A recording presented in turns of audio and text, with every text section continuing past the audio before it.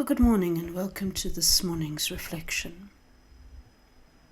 It's quite evident that in our modern society we have a problem.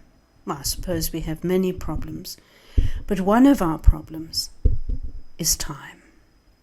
There never seems to be enough time.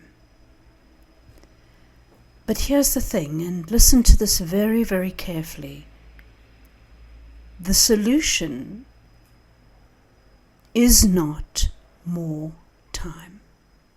The solution is not more time. The solution to an overbusy life is definitely not more time. The solution is to slow down and to simplify our lives around what really matters. This idea is what the followers of Jesus have been saying for millennia. Think for a moment about Genesis. Genesis is our defining narrative, and it says, we are made in the image of God. But it also says, we are made from the dust. Image and dust. To be made in the image of God means that we are rife with potential. We have God's capacity in our DNA. We are like God. We are created to image His behavior, to rule like He does, to gather up the raw materials of our planet and reshape them into a world for human beings to flourish and thrive. But that's only half the story. We're also made from dirt. We are the original biodegradable containers, which means we are born with limitations. We are not God. We are mortal, not immortal. We are finite, not infinite. Image and dust. Potential and limitations. And one of the key tasks of our apprenticeship to Jesus is living into both our potential and our limitations. What you hear very little of inside and outside of the church is accepting our limitations. Doesn't really have the ring of a New York Times bestseller, does it? Accepting your limitations, how to make peace with your mortality and your cosmic insignificance. Yes, as great as any publisher might be, I don't think anyone's likely to go for that title.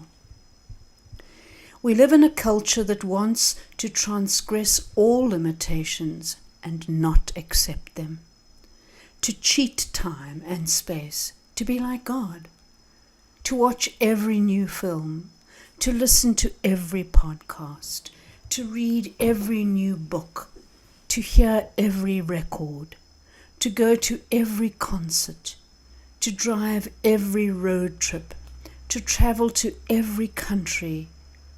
Just another stamp in my passport, please.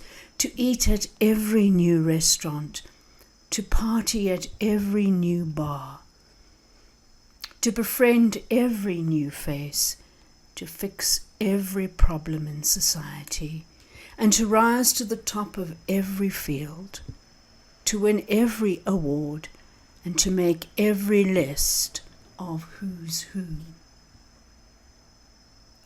Have you heard people talk about entertainment anxiety?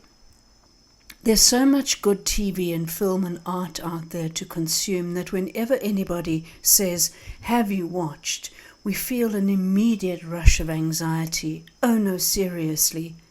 Another television show to add to my list. There goes another 20 hours that I don't have. But there's good news. In fact, there's great news. You can't do it all. And neither can I. We have limitations, lots of them. The limitations include, but are, well, not limited to these. Firstly, our bodies. Our bodies can only be in one place at a time. Our minds. We can only know in part, as Paul once said, and the problem is we don't know what we don't know. Our IQs, which are not the same across the board, also limit us. Yes, the mind is much like a muscle, and we can exercise it to its full potential. But no matter how much I read or study, or how many degrees I might pursue, I will simply never, ever have the intelligence of many of the people I most look up to. This is a fairly significant limitation. Our giftings. We will simply never have the gifting of the people we most admire. And comparison just eats away at our joy, doesn't it? Whatever our thing is, parenting, painting, music, entrepreneurship, there is always, and there always will be, someone who's better at it than you. Always. And that stings, doesn't it? But why should it? What is it about the human condition that makes it well nigh impossible for us to celebrate both those who are more gifted than we are and our best work? When did the standard for success become a celebrity's magnum opus, not our own sweat and tears? Our personalities and emotional wiring. We have only so much capacity. I am an introvert. I'm actually deeply relational, but my relational plate is small. I'm also melancholy by nature, and I hate to admit that. But some people have a lot more capacity than I do. They can relate to more people. They can carry more responsibility. They can handle more stress, work more hours, lead more people, and so on. Even the best version of me cannot do it all. We are limited by our family's origin, our family background. We are limited by our socioeconomic origins. We are limited by our education and our careers. We are limited by the season of life. Are we at college? Are we raising children? Are we caring for elderly parents? We are limited by the fact that we don't know how long a life we are likely to live. We are limited by God's call on our lives. All I'm saying here is that limitations aren't all bad. They are where we find God's will for our lives. We simply can't see, read, watch, taste, drink, experience, be.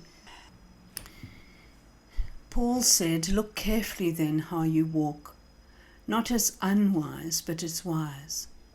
Make the best use of the time, because the days are evil." And perhaps we can say this then. It's important to redeem time. It's important to make the most of every opportunity. It's important to make the most of every chance you get. Every day is a chance. Every hour is an opportunity. And every moment is a precious gift. How will you spend yours? Will you squander the hours of your life on trivial things, or invest them in the eternal kind of life? So maybe better questions are, how do we live deliberately without going off into the forest to scavenge our own food or abandon our families? How do we slow down simplify, and live deliberately right in the middle of the chaos of the noisy, fast-paced, urban, digital world we call home? And the answer, of course, is easy. Follow Jesus. Amen.